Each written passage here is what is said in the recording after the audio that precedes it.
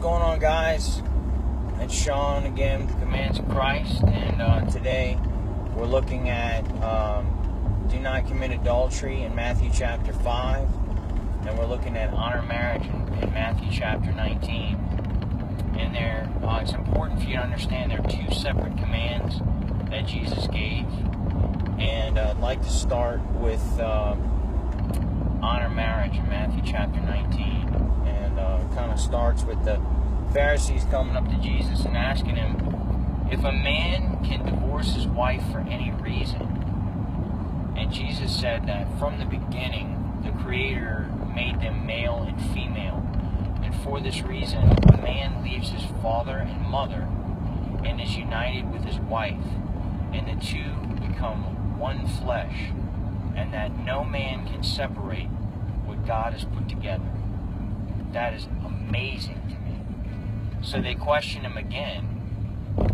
Didn't Moses say that, a man can give his wife a certificate of divorce and leave her? Jesus said that Moses permitted this because of your hard hearts. So, Jesus doesn't permit, unless it's adultery, he doesn't permit it. So unless the woman goes and sleeps with somebody else, there's nothing that says you couldn't forgive her. He's saying the only thing that justifies divorce is the adultery. But let's look at that a little bit too. So, what is adultery is the question. Jesus says in Matthew chapter 5 that it was said, you've heard it said, you must not commit adultery. But I say that if you even look at a woman with lust, you've already committed adultery in your heart. So, it should be disturbing if your partner's looking at pornography. It should be very disturbing. That means they're out of the arena of Christ. And if you two are watching that together, man, y'all are just messed up. And, you're flirting with sharing partners. That's what you're flirting with. So, pornography leads to adultery. Okay? It's no good. No good at all. And so when Christ is the center of the relationship, what happens is you're aroused by one another. He enriches the relationship. You miss each other. It lights a fire and ignites the relationship. It's amazing. When he's the center, when he's not the center, when we're not seeking God, when we're not reading our word, when we're not praying, when we're not meditating on God, when we're not bringing it up in conversation, when we're drifting away, that's when you see this kind of stuff where you start to fall in these temptations. Maybe starts with conversations or a little bit of flirting or whatever. But a great example of adultery, look at King David. It started with him. All he was doing was watching this lady come outside, and then he watched her bathe a little bit, and then he started talking to her, and then he kills her husband, and then he marries her, and it's like, wow. It's a little bit of compromise at a time. He didn't just start, go commit murder and start sleeping with the lady. It built up to that. And I guess the point I'm trying to make here is the same way with us. The devil doesn't make himself obvious. It's little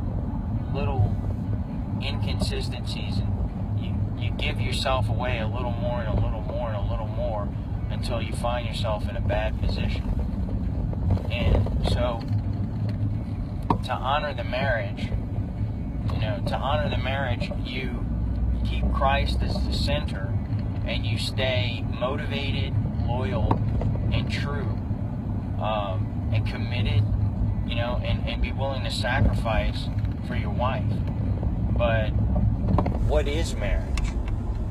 At the end of the day, the real question is, what is marriage? Today we have people that they meet somebody they like and they start courting, and if all goes well, they get married. They get their certificate of marriage. They'll have a priest or a preacher or a rabbi marry them, and then in their head, that's sanctified, it's holy, and it's good to go. But my question is where does God come in with all of that? You know, what is His desire and His will for the person in your life? Does this, I can tell you if it's God, does the person lead you to Christ? Does the person, you know, put you in a better position with Jesus? And is the sin in your life getting better? Are you sinning less and desiring God more? If the person you're with, that's happening with them, and you do that for them as well, that's a really good sign. Really good sign. I've had 2 marriages that I picked out on my own, pulled my own bootstraps up, and thought I knew what I was doing and what I was looking for. And I can tell you what happened. Divorce. Because if he doesn't pick them, it's not going to work. So the first thing we need to understand is, what is marriage? What is marriage? Marriage is 2 people that individually seek Jesus, and they come together as one, and their goal is to serve Jesus Christ as one unit. That, my friends, is a marriage. And there's no paperwork involved in that process. It is 100% spiritual. I've seen people that were lost, that one got saved and the other one got saved, and God brought them together. Very, very, very, very seldom do you see one that's saved and one that's not, and that one come in. Sometimes they do, sometimes they don't. But He'll remove them from your life if they're not leading you to Him. So that's kind of, you know, and in 2017, nobody cares about what God thinks. Nobody cares about what God's will is. It's whatever we want. It's whatever we want to do. So that's marriage. Honoring marriage is honoring that. Being true to that person and committed to that person, and the only thing that will separate you is death. That is marriage. That's honoring marriage. As far as adultery goes, you know, look, man, if we're looking at pornography and we're flirting with people and all kind of stuff, that is going to lead you. You've walked away from the Lord, and what you're doing is you're going to destroy your relationship. You're going to be left with nothing. You know, I mean, as far as forgiving people that are doing that, I can understand that. You know, as far as forgiving them if they go as far as to have sex with somebody else, that's between you and God. But there's nothing in the rule book that says you can't forgive them. Christ forgave us, and Christ, you know, endured with us till the end, and it cost Him everything. So if we're able to, if He's able to forgive us, we can forgive others. Anyway, I just wanted to talk about that a little bit and kind of encompass those 2 commands, and let's get our heads clear on what marriage is. Let's pray and ask the Lord, what is His will? Who does He want for us? What are His plans? How can we make it so that, you know, we're able to serve Him with somebody else that has the same goal that I have, and we can work as one unit?